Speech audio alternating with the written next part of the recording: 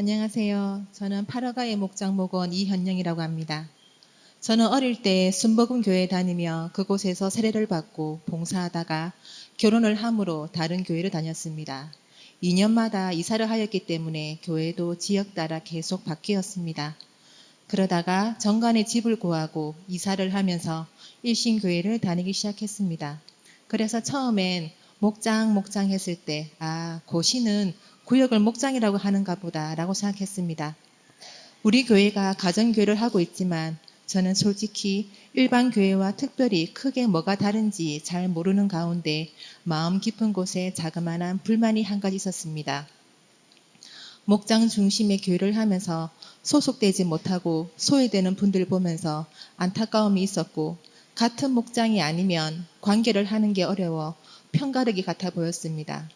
그리고 목장은 친교가 목적이 아니라고 하는 걸 들으면서 그러면 친교는 세상 사람들과 해야 하는 건가 하는 생각이 들기도 하였습니다. 그래도 저는 순종하면서 목장 모임에 참석하였고 하나님에게 더 가까이 가고 싶고 하나님이 기뻐하는 삶을 살고 싶은 소망을 품고 계속해서 믿음 생활을 하였습니다. 저에게 목자를 애둘러 권하실 때도 나는 할 만한 사람이 아니다 라는 마음이 커서 목원으로 섬기면서 목장 목녀가 참 힘들겠다 라는 마음과 그래도 하실 만한 분들이니 저리 하시는구나 하는 마음을 가졌습니다.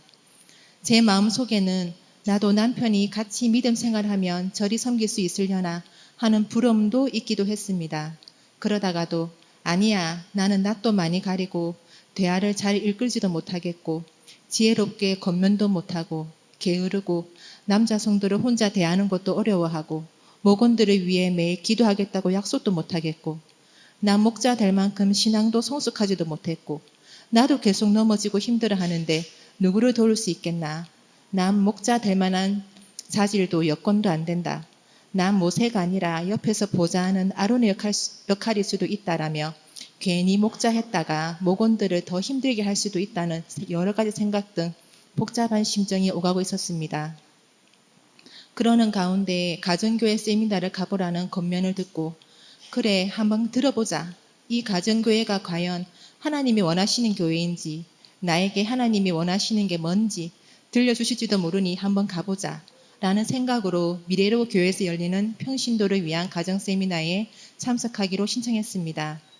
그때 저 말고 저희 교회에서 그 세미나를 가려고 했던 분들이 사정이 생겨 아무도 같이 못 가게 되었다는 소식을 들었습니다.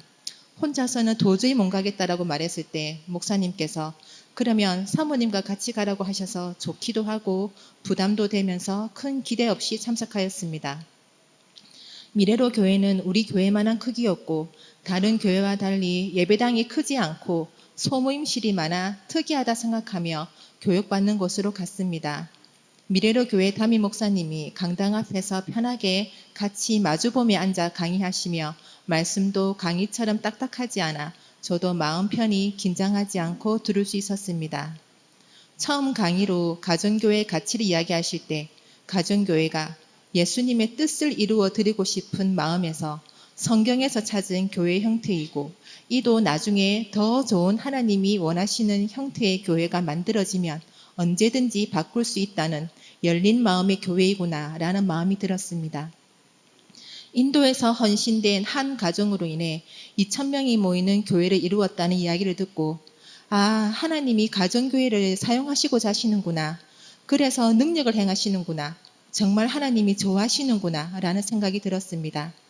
예수님이 승천하시기 전에 마지막으로 하신 말씀이 모든 민족을 제자로 삼아 세례를 주고 가르쳐 지키게 하라는 말씀으로 나는 하나님의 자녀로 과연 그 말씀을 따르고 있는가?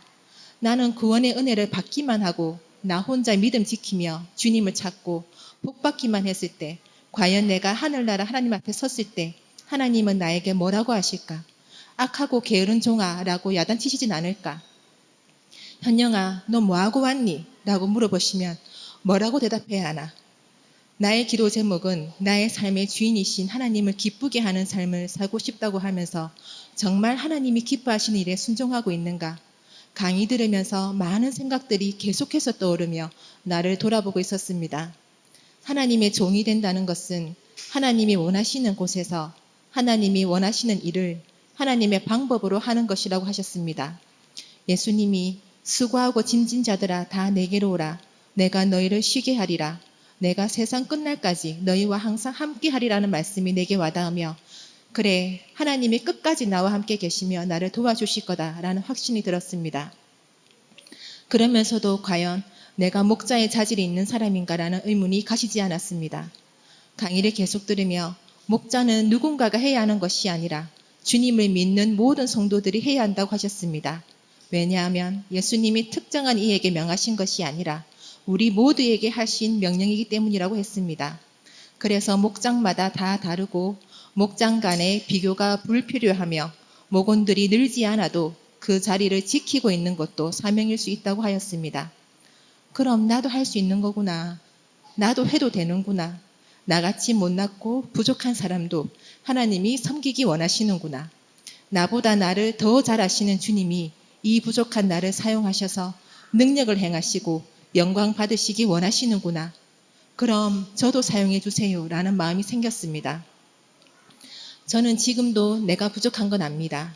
전 게으르고 시기도 많고 질투도 있고 속도 좁고 사랑이 부족하고 기쁨이 부족하고 인내가 부족하고 자주 기분이 가라앉고 낯도 많이 가리고 말주변도 없습니다. 그리고 남편은 아직 예수님을 믿지 않고 한 번씩 절에 가서 내 속을 뒤집어 놓습니다. 시댁 식구 아무도 교회를 다니지 않습니다. 목원들을 과연 잘 섬길 수 있을까라는 걱정도 있지만 목자를 잘하려고 하지 마라. 목원들보다 한 발자국 앞에서 이끌면 되고 목원들을 위해 더 기도하는 사람이 목자다.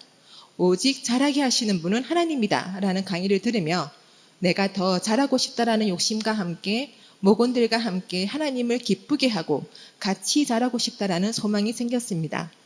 목장의 목자는 내가 아니고 예수님이시다. 나는 대행 목자다. 목자님이 하라고 하는 대로 따라만 하면 된다. 예수님이 책임지실 거다라는 마음이 들면서 편해졌습니다. 그래도 목장에 흡수되지 못하고 마음 붙이지 못하시는 분들을 생각하면 마음이 계속 쓰이고 안타까운 생각이 듭니다. 목장들이 여러 개가 생기면 본인에게 맞는 곳에서 섬김받고 신앙이 자라지 않을까라는 기대도 해봅니다. 세미나를 다녀와서도 정말 내가 목자로 섬겨도 될까라는 생각을 되짚어 또 생각하고 또 생각하다가 결심하는 마음을 주셔서 결단합니다. 더 큰 것을 주실 것을 기대하고 기도하고 천국에서 하나님 앞에 설 나의 모습을 그려보며 나아가고자 합니다. 다른 분들처럼 큰 은혜를 뜨겁게 받았다고 말하지 못하지만 순간순간 계속해서 내 마음에 생각나게 하시며 용기를 내게 해주신 하나님께 감사합니다. 나를 사랑하시고 지금도 함께 하시며 나를 이끄시는 하나님께 감사합니다.